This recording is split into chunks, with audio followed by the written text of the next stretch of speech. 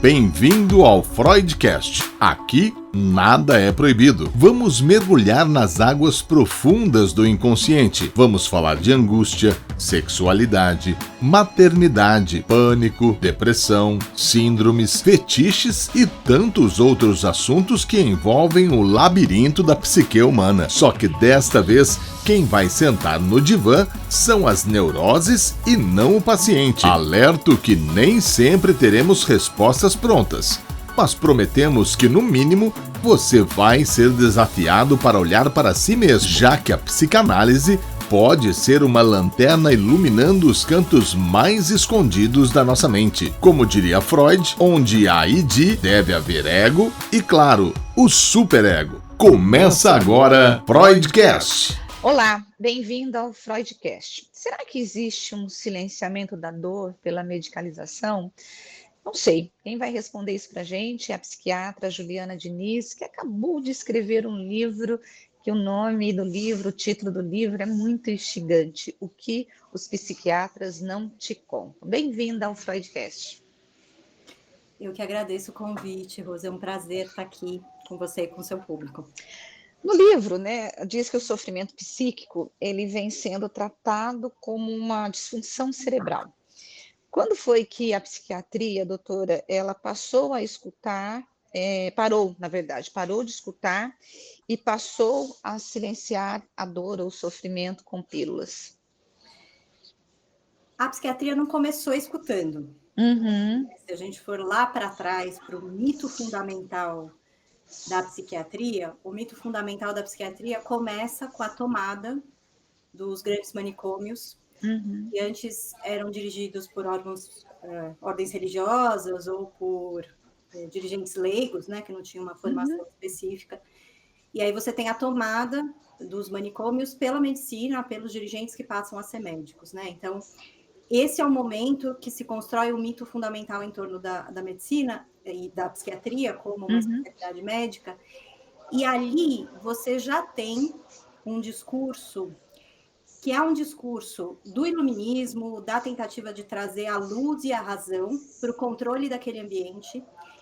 E, inicialmente, é uma perspectiva muito ingênua, né? Porque esses primeiros dirigentes, o Felipe Pinel, a família Tuck na Inglaterra, eles têm uma visão de que eles vão chegar lá e pôr ordem na casa e todo mundo vai ficar feliz e bem e vai resolver o problema do que tem ali dentro dos manicômios, que tem os transtornos que hoje a gente chama de transtornos psiquiátricos, mas tem outras coisas, tem doenças clínicas, tem pessoas que estão lá porque são pobres, não tem uma família, enfim.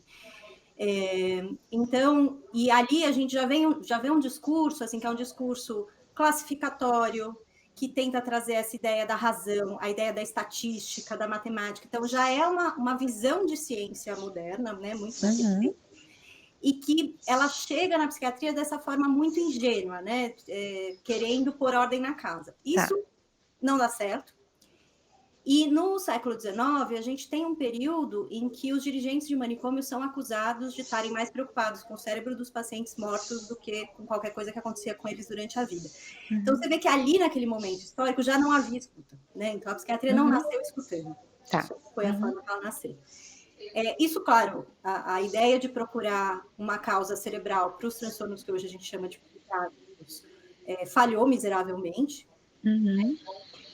A gente tem uma crise da psiquiatria já no final do século XIX e começo do século XX, porque você tem esse grande contingente de pessoas internadas nesses grandes hospitais. Esse contingente de pessoas internadas está aumentando rapidamente por conta do processo de urbanização e do adoecimento dessas pessoas num contexto que é pouco capaz de acomodar essa desorganização. Então, você já tem isso acontecendo e você tem essa crise da psiquiatria e você começa a ter uma grande influência dentro da psiquiatria, da filosofia e, posteriormente, da psicanálise. A psicanálise nasce apartada da psiquiatria, né? A psicanálise nasce a partir do trabalho de um neurologista, que era um neurologista que atendia em consultório. Então, ela não nasce dentro do hospital psiquiátrico. Muito pelo contrário, ela nasce fora, mas os psiquiatras rapidamente se dão conta de que existe algo de valor aí, assim como eles estão se dando conta de que a filosofia pode trazer um grande valor para a psiquiatria, você tem o desenvolvimento, né, de outras linhas de psicoterapia que são capazes de escutar naquele momento, além da psicanálise, e ali na primeira metade do século XX, você tem uma hegemonia da ideia da escuta dentro da psiquiatria, uma hegemonia que nunca foi próxima de 100%, mas, de fato, ali, dependendo de onde você olha no mundo, você via 60% dos psiquiatras sendo psicanalistas, né? Então, a gente tem ali um grande crescimento, mas com o advento dos remédios, a partir da década de 1950, de remédios que têm efeitos específicos para os transtornos psiquiátricos, ali você tem uma retomada, como se fosse um rescaldo. Né? Aí você volta para aquela psiquiatria do século XIX, que já tinha falhado miseravelmente, mas que você tem novas ferramentas de pesquisa e novas maneiras de olhar para o cérebro, além do que tinha naquela época. Então, se tem essa ideia de que a tecnologia vai, de alguma forma, trazer a resposta para essa psiquiatria mais biologizante que ela não foi capaz de trazer antes, né, de tudo isso. Agora, você entende que, pelo menos é o que está colocado, é que hoje a medicalização, ou o excesso da medicalização, ela passa a ser um sintoma, né, da nossa época, né? A quem que interessa? Interessa o médico que ele, quando o paciente chega surtado, chega com um sintoma, ele pega e medica, ou é esse paciente que também não quer passar por terapia, não quer passar por psicanálise, porque é mais custoso, demora, e custoso tanto de valor, quanto de tempo, quanto de decisão de lidar com aquela dor. A quem que interessa toda essa medicalização excessiva hoje no mercado? Bom, o primeiro ponto é que a gente tem que lembrar que essa medicalização ela é muito irregular e muito mal distribuída, né? Então, a gente está falando de nichos que são hipermedicalizados, mas a gente está falando também de um grande contingente de pessoas que não têm acesso a nenhuma ferramenta, né, de tratamento ali para os sintomas emocionais. Então, ele é muito desigual, né? E quando a gente fala de hipermedicalização, é sempre bom lembrar disso, porque uma bandeira que se levanta é essa: mas tem um monte de gente com doenças graves que precisaria de acesso e não tem, o que é verdade. Não deixa de ser verdade. E a gente também tem que entender isso dentro de um contexto complexo, né? Tá. Então, não são atores isolados, não são grupos de influência isolados que exercem esse efeito, né? Esse efeito, ele é muito maior. Então, você tem desde a medicina dentro de um discurso tecnicista, que é maior do que a própria psiquiatria, e que você vê, assim, a medicina, quando ela aderiu à técnica, quando ela aderiu ao conhecimento científico nos moldes pós-iluministas, ela consegue ganhos extraordinários. A gente conseguiu tratar doenças antes incuráveis, intratáveis, a gente conseguiu recuperar vidas antes condenadas. Então, isso, de certa forma, produz um deslumbramento, né? Você fica deslumbrado com essa capacidade da medicina e com esse poder. E, por um lado, esse poder, até certo ponto, é real, de fato, tem coisas ali muito incríveis que a gente faz, mas o ser humano não tem muito limite, né? Então, a gente, em meio a esse poder, a gente tem uma certa dificuldade de lidar com o fato de que esse poder, por maior que ele seja, ele não é ilimitado. E aí a medicina começa a ir para um discurso muito tecnicista, né? E muito ali pautado no discurso científico e num certo discurso científico, que é muito apartado da ideia das ciências humanas, da sociologia, da filosofia, da psicanálise, quer que seja. E esse é um fenômeno que eu acho que quem melhor descreve é o Bruno Latour, que é um sociólogo, quando ele fala disso no Nunca Fomos Modernos, né? Porque ele levanta um ponto ali, que é o discurso tecnicista, ele surge de uma ilusão de objetividade. Né? Então, ele surge da ilusão de que existe um modo de olhar para um objeto de estudo de forma objetiva e que a ciência traz isso, que a estatística traz isso, e que isso é uma verdade que é superior a todas as outras, então que isso deve prevalecer e iluminar o caminho de qualquer outra forma de compreensão. Né, E ele mostra claramente que isso é uma grande ilusão e que, no fundo, nunca fomos modernos, né? Essa é a tese dele, porque a gente nunca foi capaz de exercer essa objetividade nesses modos. Então, na verdade, essa objetividade ela é uma ilusão e a subjetividade que está por trás disso, nunca deixou de estar, ela está sendo influenciada por um sistema que tem o seu próprio jeito de funcionar e a sua própria lógica, que é o sistema capitalista. Então, você começa a ter outros atores ali interagindo com a medicina, então começa a ter a indústria farmacêutica, a indústria que produz equipamentos médicos, as operadoras de saúde, o sistema de saúde pública, você começa a ter outros atores nessa interação, e isso vai levando essa construção por um caminho que hoje é muito tecnicista e que a minha grande crítica a esse jeito de funcionar é exatamente a dessubjetivação, né? A ideia de que não interessa quem é o médico, não interessa quem é a equipe, porque você está lá para seguir um protocolo. Tá. E, de um certo ponto de vista, a explicação, né, para a gente chegar nesse ponto, é uma explicação pragmática, a gente precisa fazer isso funcionar, se a gente depender de quem está lá, vai ser muito difícil a gente conseguir fazer isso funcionar de uma forma previsível.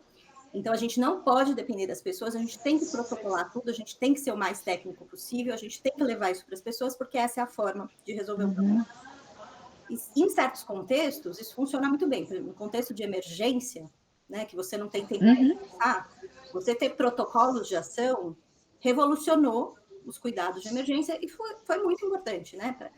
Mas o fato de que funcionou ali não quer dizer que vai funcionar para tudo. Sim, verdade. Então, você começa a ter um certo exagero e que ele combina muito bem com outras questões do sistema. Você tirar o valor das pessoas dentro do sistema capitalista faz todo sentido. Sim. Agora, como, assim, psiquiatra, quando foi que você começou a perceber que o modelo exclusivamente biológico não dava mais conta de cuidar de gente de verdade, né? Que precisava ir além da medicalização? Olha, o que me levou a isso foi a clínica.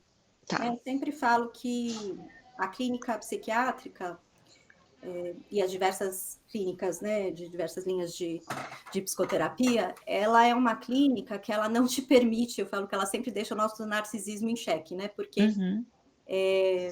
não dá para a gente achar que sabe, não dá para a gente achar que vai resolver a vida da pessoa, não dá para a gente se colocar nessas posições, porque rapidamente vai aparecer um paciente, vai destruir qualquer fantasia de poder que a gente tenha. E na clínica psiquiátrica a gente vê isso, né? Porque por mais que existam recursos farmacológicos, psicoterapêuticos de outras ordens, a gente sempre vai se deparar com aquele paciente que não melhora com nada.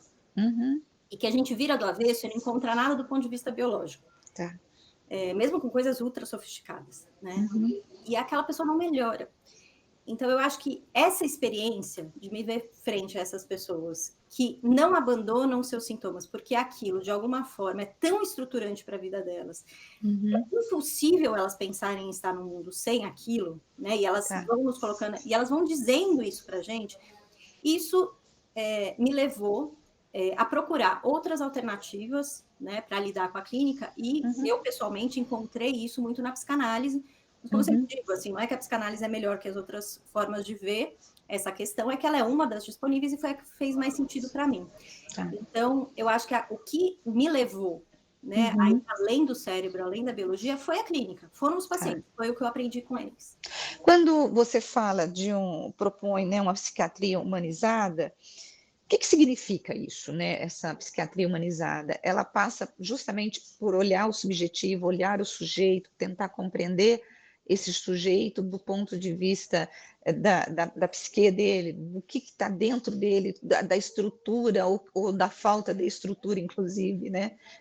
O que seria essa psiquiatria humanizada? A psiquiatria humanizada, ela tanto olhar para o paciente enquanto pessoa, quanto olhar para o psiquiatra, psicoterapeuta, enfermeiro, né, quem quer que seja da saúde, como pessoas. Né? Então, é a ideia de que quem está ali tratando também importa. Então, é uma ideia de que a gente precisa de história dentro de um sistema de saúde, a gente precisa ter uma trajetória dentro de um sistema de saúde. É importante valorizar essas pessoas que estão ali e que estão ali ouvindo não só os pacientes, mas muitas vezes a comunidade em torno, entendendo como aquilo funciona e tentando desenvolver maneiras, né, de lidar com aquilo que talvez só sirvam ali. Então, quando eu falo do humanizado, é isso, é trazer essa coisa de que existe algo de tão incerto e tão imprevisível sobre o ser humano, que existem coisas que estão além dos protocolos. E eu não estou falando para apagar os protocolos, de forma nenhuma. Sim. A especialidade é a pesquisa clínica, que é a coisa mais protocolar que existe. E eu não sou contra os protocolos, de forma nenhuma, mas eu acho que a gente tem que olhar para os protocolos e saber até onde eles vão. Então, até aquele protocolo, a partir daqui não dá mais para ser protocolar. E essa história do sistema de saúde dentro de uma comunidade, com aquelas pessoas, vai fazer diferença e talvez aquele sistema funcione de uma maneira muito peculiar, que só vai funcionar ali. Mas se a gente não conseguir desenvolver essa coisa muito singular, muito peculiar, que serve para aquele ambiente, a gente não vai conseguir ajudar. A gente pode dizer que a palavra escuta, dentro do seu discurso, ela é quase subversiva dentro dessa coisa do protocolo ou não? Como que você vê isso? Com certeza, né? A escuta, ela é subversiva porque a gente tem todo um discurso médico, científico, que roda muito bem nas redes sociais, né? Que é o discurso do sintoma como algo a ser extirpado, né? Então, você tem um sintoma, isso é culpa de uma doença que é por um defeito no cérebro, que a gente não sabe qual é, mas um dia a gente vai saber. Então, a gente vai curar este sintoma para resolver essa doença, para você ser feliz, trabalhar, casar, ter filhos, não destruir nada pelo caminho, né? Então, é um discurso que cabe muito bem. E quando a gente olha para o sintoma e fala, olha, o sintoma é um sintoma, é uma causa de sofrimento, ok, a gente pode trabalhar para tentar amenizar algum sofrimento, mas o sintoma muitas vezes também tem um sentido que vai além, e às vezes a gente também precisa ir atrás desse sentido, né? No sentido de ter uma investigação sobre isso e de tolerar esse sintoma nos casos em que ele não pode ceder. Isso é muito subversivo, né? E isso é facilmente atacado com um discurso cheio de boas intenções de como assim você está dizendo que eu tenho que aguentar isso e que eu tenho que sofrer dessa forma. Olha, o meu sintoma, que coisa horrorosa. Tem que sustentar isso, né? E a gente tem que devolver e falar assim, tá, mas o que te ajudou na vida? Né? Porque você está falando que o seu sintoma é uma coisa horrorosa, você teve acesso aí a esses métodos que dizem sintomáticos, e você está aqui falando comigo. Então, será que olhar para o sintoma como sintoma te ajudou? Né? Sintoma vazio, né? O sintoma como uma manifestação de um defeito no cérebro, isso te ajudou? Agora, você acha que, diante do avanço da tecnologia e do excesso, né, do tempo das pessoas nas mídias sociais, isso pode, ou melhor, como que a psiquiatria ou a própria psicanálise vai poder conversar com esse paciente em relação à questão de termos, como a gente tem ouvido, né, do Brian Pott, que é o cérebro podre, né? Como que a psiquiatria vai conversar com esse povo que, por exemplo, está usando inteligência artificial para fazer terapia? Eu sempre, eu não gosto do termo brain rot, porque eu acho que ele serve ao discurso do cérebro. Tá. Que a coisa só importa se eu conseguir mostrar que é o cérebro que está sofrendo. Sendo que a gente não vai colocar eletrodo no cérebro das pessoas para salvar as redes sociais. A gente vai atuar de outra forma. Então, o efeito que a gente está vendo, o que importa não é o efeito no cérebro que a gente não tem, e não tem. Eu sou neurocientista, eu posso dizer. A gente não tem instrumento para dizer isso. Quem está dizendo isso está fazendo especulação em cima de ciência. Tá. A gente não tem esse poder. A gente não consegue olhar o cérebro e dizer o cérebro está produzindo. Isso não existe do ponto de vista de ferramenta científica. Né? Então, isso é uma especulação em cima de uma série de coisas, né? Enfim. É todo um dado muito complexo. Então, eu não gosto desse termo brain rot por centralizar a questão no cérebro. E eu acho que o problema é um problema muito maior. E é um problema de ordem social, política, psicológica, pessoal. Né? Ele tem várias dimensões. Eu acho que a psiquiatria, ela tem que estar pronta, né, para lidar com isso exatamente como algo que fura esse discurso. Tá.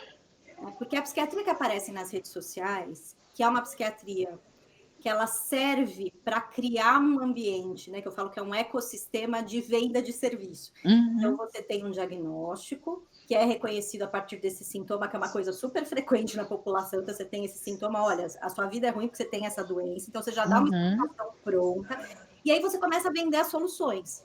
Né? Tem o ultra especialista na doença, aí você tem o terapeuta ocupacional, psicólogo, advogado, o coach, né? Você tem uma série de profissionais ultra especialistas naquela suposta doença, e você começa a vender serviços para essas pessoas, né? Então, você cria um ecossistema ali que é muito fácil de digerir, né? Ele faz muito sentido, ele é muito lógico, ele tem um discurso todo fechado e todo bem amarrado. E a psiquiatria tem que servir para furar esse discurso. Né? Porque qualquer psiquiatra com o mínimo de experiência clínica sabe que não é assim que funciona. Porque a psiquiatria é muito limitada, mesmo quando a gente tem tratamentos específicos para certas doenças, a gente sabe que tem um monte de coisa que a gente não vai conseguir resolver e não vai conseguir tratar. Sim. E isso não está na rede social, né? Então é importante a psiquiatria estar disposta a entrar nesse diálogo e furar esse discurso. Uhum. Né? E não alimentar, porque é muito fácil também a psiquiatria entrar nesse lugar de mas isso não é tão ruim, porque aí as pessoas realmente, né, desmistificam a psiquiatria e tiram ela de um lugar ruim, não é o lugar da loucura e tal. Eu acho que trocar o estigma da loucura pelo discurso do cérebro é trocar 6 por meia dúzia. Ok, entendi. E o seu livro, ele surge dessa sua busca por respostas ou indignação, questionamento? Qual que foi a intenção? Quando você falou, preciso parar, escrever esse livro, com quem que você estava querendo conversar? Com o paciente, com médicos, com a sociedade de forma geral? O que que você tentou colocar no livro que você falou assim, eu preciso dar um grito ou de socorro ou de alerta? Qual que foi a tua intenção? A minha intenção ali foi manter aberto um caminho alternativo. Tá. Porque o discurso científico, eu sendo cientista, eu estou bem nesse meio, né? O discurso científico, ele é muito intimidador. Então, se você consegue construir, vou usar aqui a palavra da moda, né? Você consegue construir uma narrativa muito bem amarrada, supostamente baseada em achados científicos, que muitas vezes são genuínos, né? Os achados existem aqui, tem um grau de especulação na interpretação que fica mascarado ali por como você leva aquilo para o corpo. Mas o discurso científico, ele tem esse poder, né? E eu via os colegas muito intimidados, porque uma coisa que as pessoas, às vezes, de fora do campo não têm dimensão, é que a maior parte dos psiquiatras não é cientista, né? A maior parte dos psiquiatras é clínica. Sim. E teve um momento ali da medicina que a ciência e a clínica eram muito próximas, mas isso mudou ao longo do tempo. A ciência, tanto a clínica quanto a ciência, ficaram tão sofisticadas que hoje você tem muita dificuldade de deter o conhecimento dessas áreas. Então, a maior parte dos clínicos não é cientista. Então, a maior parte dos clínicos ouve esse discurso científico, né, e muitas vezes não tem o recurso para criticar esse discurso. E fica muito intimidado, né, porque chega uma coisa como uma verdade objetiva, incontestável, um fato, né? E como eu tenho essa trajetória que me colocou dentro das neurociências e eu sei como esse discurso é construído, eu achei que era importante colocar essa alternativa no mundo para as pessoas não se intimidarem em frente ao discurso científico. Tá, entendi. Agora, diante dessas verdades absolutas que são colocadas e esse discurso intimidador, a gente tem uma situação que no passado, você falar que você tomava um medicamento, você fazia análise, era uma coisa muito, nossa, tinha até um certo preconceito. Obviamente, isso foi desmistificado, e hoje muita gente faz análise, eu faço análise, e graças a Deus por isso. Mas hoje também você tem uma certa, eu vou dizer, celebração das dores, né? Por exemplo, a gente tem nas redes sociais o chá revelação de transtorno, ou preciso passar por uma dopamina detox. Você acha que isso acaba relativizando ou vulgarizando as doenças mentais e o sofrimento? Porque, gente, é um sofrimento. Eu sei o que é ser angustiado, eu sei o que é ter depressão, uma síndrome do pânico, e são coisas muito sérias. Você acha que isso acaba normatizando a doença ou é só um resultado das redes sociais mesmo? Eu acho que isso é um problema, porque assim, o que acontece, né, com essa popularização dos diagnósticos de uma forma muito esquemática? Os diagnósticos, da forma como eles são construídos, eles não são isso que aparece na rede social. A lista de sintoma é um dos recursos que existem ali para operacionalizar essa forma de fazer diagnóstico. Mas o diagnóstico não é aquilo. Né? A psiquiatria não é a lista de sintomas, não é o manual diagnóstico como o DSM. Né? Mas tem uma popularização que parece que lê o DSM, coloca o DSM na tela, né? Coloca aquela lista de sintomas e fala, é isso. Só que a psiquiatria não é isso. Só que quando você coloca na tela uma lista de sintomas fora de contexto, o que acontece? Aquilo que a gente está descrevendo naquela lista de sintomas é a condição humana. Não Uhum. existe ser humano que não é angustiado, não existe ser humano que não fica ansioso em nenhuma situação, não existe ser humano que Sim, não tem problema de memória, não existe ser humano que não se cansa, não existe ser humano que dorme lendo texto que acha chato, não existe, sim, né? Não existe ser humano que não tenha algum desconforto social em algum ambiente, né? A gente sempre tem algum, tem lugares que a sim. gente transita melhor, lugares que a gente transita pior. Isso é da vida. Então, quando Uhum. você coloca uma lista de sintomas, as pessoas passam a se identificar com aquilo e passam a achar que tem uma doença, e isso é um problema para quem tem doença grave. Doutora Juliana, isso a gente pode colocar até nos diagnósticos de autismo, de TDAH. Outro dia eu entrevistei um psicólogo aqui que trabalha há 30 anos, né, com esse público, com esse paciente, e ele falou que a cada 100 diagnósticos, 30 parece que é diagnosticado como autismo. Ele falou assim, é ridículo isso, porque você sai, pega lá uma série de sintomas, define, então, se você tem esse, pronto, você é autista. Aí você já rotula a pessoa e você sai com o diagnóstico pronto e a pessoa vive rotulada por resto da vida. Ele falou, e pode não ser isso. Ele falou, é terrível o que está acontecendo. A senhora acha que é isso também? Olha, essa é uma discussão super complexa e eu É, concordo com o colega, assim, tem uma coisa que é muito assustadora, mas que, por outro lado, também é uma coisa muito nichada, assim, é muito da sim. pessoa que consome esse conteúdo de saúde na rede social, Uhum, que tem acesso e que tem recurso para consumir esses ultras especialistas, né? Então, o advogado que uhum, luta pelas causas e pelos direitos e tal. uhum, Então, enfim, todo uhum, esse ecossistema, né? Então, isso é muito específico. E isso é uma consequência de um movimento que começa antipsiquiátrico, né, uhum. que é o movimento neurodiversidade, que começa com um questionamento muito válido de os psiquiatras não devem ser capazes de dizer o que é normal ou não. Que eu Tá, acho um questionamento muito válido, né? Um tá. questionamento lá da Uhum, década de 60, eu acho que eles sentiam toda a razão, inclusive porque naquele momento existia muita discussão em torno da homossexualidade, que a psiquiatria uhum, chegou a ver como doença, erroneamente, e uhum, em algum momento né, demorou, mas uhum. infelizmente demorou, mas conseguiu voltar atrás e entender que não era isso. Que é um movimento que hoje a gente está vendo com a transexualidade também, né, de entender que aquilo não é uma doença, não é um Sim. sintoma, né, enfim. Então começa com um questionamento muito válido, né, a psiquiatria não deve dizer quem é normal ou não, Uhum. e existem coisas que são apenas diferença, que não são doença, que concordo plenamente. E vai além. A sociedade é muito pouco acolhedora para a diversidade. Totalmente de acordo, é por aí. Só que aí, esse movimento, por alguma razão, abraça dois diagnósticos: diagnóstico de autismo e o diagnóstico de déficit de atenção.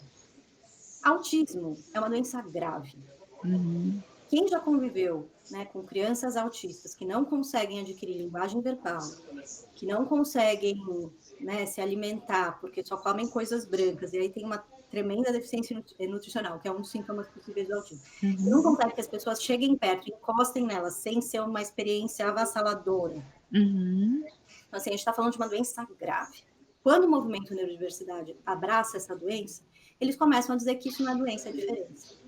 Eu não consigo, assim, Tá. eu sinto muito, mas eu não consigo dizer que uma criança que não consegue adquirir linguagem verbal não é doente, Uhum. é uma doença, né? Sim. E, ok, existem pessoas que têm questões de sociabilização muito mais leves que isso, e que gostariam de poder dizer que o que elas têm é só uma diferença e que o mundo é pouco acolhedor à diferença delas. Ok, dá outro nome, Tá. Entendi. chama de outra Uhum. coisa.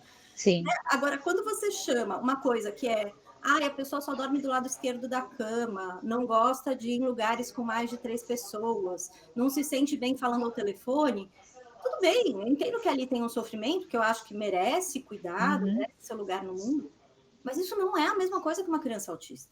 Não, não é. Não é. Né? E quando você trata isso, né, essa coisa mais leve, como se você estivesse tratando uma criança autista, você começa a ter uma banalização do diagnóstico que é Isso. contraproducente para a criança e para as famílias dessas crianças. É sobre isso que ele estava falando, esse colega. Agora, seu. Bem resumidamente, para a gente poder. O teu leitor que pegar o teu livro, o que, que ele vai encontrar em 3, 4 palavras aí, o que, que os psiquiatras não te dizem? A principal mensagem é: a gente não é tão sabido quanto parece. Então, a gente não sabe o que está se passando no seu cérebro, a gente não sabe o remédio que vai te ajudar, a gente pode aprender junto com você por acertos e erros, te escutando, vendo o que funciona. Nem sempre a gente vai ter a solução para o seu problema, a maior parte das vezes não. E você vai ter que trabalhar, né, para encontrar o seu lugar no mundo. E a gente está aqui para ajudar quando necessário, mas a gente não vai resolver esse problema para você. Agora, qual que é o grande não dito, né, da psiquiatria que ainda te assombra? Olha, eu acho que o maior problema da psiquiatria hoje, né, a psiquiatria, quando ela se comunica com o público, pensando nessa interação, é a dificuldade que ela tem de falar dos seus próprios limites. Né? Com uma coisa que é... Dentro da psiquiatria existe muito esse discurso. A gente não pode falar da ciência e dos limites das neurociências, porque isso vai fazer as pessoas desacreditarem na psiquiatria e vai dar corda para o movimento anti-ciência, que é uma coisa que eu sou muito acusada, né? Estou longe, anos-luz de distância de ser alguém de ciência, eu amo ciência, acho que a gente tem que olhar para a ciência, abraçar a ciência, muito pelo contrário. Mas esse discurso da gente não pode complexificar, porque as pessoas não vão entender, né, que é uma certa infantilização do público, eu acho que esse é o grande problema. Tá. Minha posição é, a psiquiatria tem que falar com o público e tem que falar com o público falando que as coisas são complexas como elas são. O público vai conseguir lidar com isso. A gente tem que apostar que vai. Agora, o teu livro, O que os psiquiatras não te contam, grandes livrarias, o leitor pode encontrar nas grandes livrarias, é isso? Isso, no site da Fósforo, que é a editora, no site das livrarias, Martins Fontes, Livraria da Travessa, Livraria da Vila. Agora, você é uma psiquiatra que também usa bastante o Instagram, né? Como você arruma tempo? Essa coisa do Instagram foi um evento na minha vida, porque eu resisti muito, mas em algum momento eu entendi que, bom... Mas eu gostei muito, porque você traz muita mensagem, muita coisa legal para quem está assistindo, para quem está ouvindo. Mas realmente, assim, a gente se sente trabalhando, né, para o Instagram. O Instagram, ele é terrível, né? Aqueles você não publica uma semana porque você saiu de férias, ele te destrói do público, né? Enfim, ele meio que quer te obrigar a ficar produzindo. Então, realmente, assim, é uma relação difícil. Mas eu entendi que tinha que ocupar esse espaço e estamos aí. Tá certo. Olha, eu quero agradecer a entrevista, tempinho que você tirou aí para poder falar conosco aqui do Freudcast. Muito obrigada, viu? Eu que agradeço, Rose. Obrigada. Obrigada. Bom, eu agradeço você que esteve conosco até agora e eu vou pedir para você compartilhar o podcast para poder falar. Vamos falar sobre psiquiatria, vamos falar sobre saúde mental, vamos falar sobre sofrimento, vamos falar...